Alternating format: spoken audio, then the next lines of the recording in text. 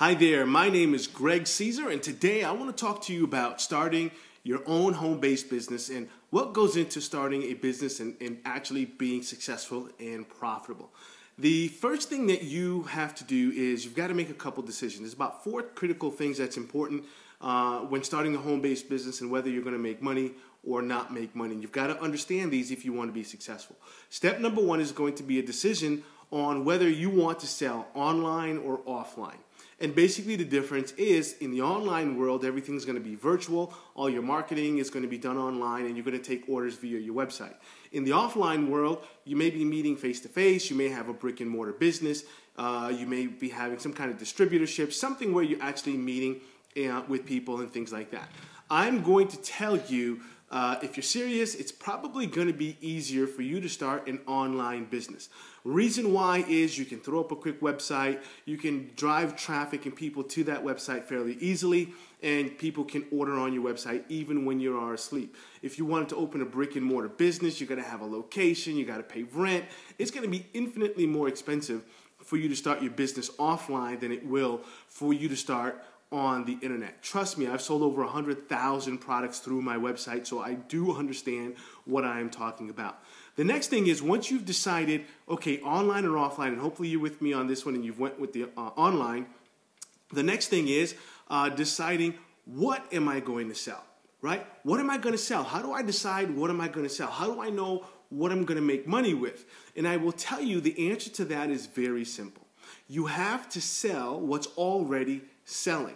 Let me give you an example of something here. Look at iPads, look at iPhones. Those are very hot right now. If you were able to get your hands on iPhones, don't you think you'd be able to sell a lot of iPhones? The answer is yes. So you don't have to guess whether iPhones are a hot seller or not. So the key is you have to understand and find out what is selling very well online that I can also sell. Information is great. Direct sales is great. Information products are great. Physical products are good as well. You just have to understand there's a little bit more cost involved with physical products. So step number 2 is deciding what I'm going to sell. Number 3 is how am I going to sell it? There is something that is called conversions. Conversions are if 100 people visit your website, what is your conversion rate? What percentage of that 100 actually buys your product? And what your goal is to increase that conversion number. Typically, it might be 1 to 2%. Your goal is to get to 3, 4, 5, even 10%. So instead of 1 or 2 out of every 100 buying your product, you want to get 2, 3, 4, 5, 10 out of every 100 to buy your product. The higher the conversion, the more your profits are because you're not spending any more time or energy to get more people there. You're just getting the people who are already there to buy more often, right? So the question now is, how am I going to convert that prospect, or what we also call suspect, into a customer? There's a process that's involved in that, and I like to call it the psychology of sales. So what you need to do is understand the psychology of selling and understand what works and how to convert. Typically, what you want to do is automate that process. So we do what we call your website does your selling and the telling for you. So even while you're on vacation, you're in the mall or you're shopping, you're doing whatever you're doing, your website is doing the conversion process for you. Your website is doing the selling and the telling. So you don't have to sell. You're not in the business of selling. You're in the business of marketing. The last piece is the traffic.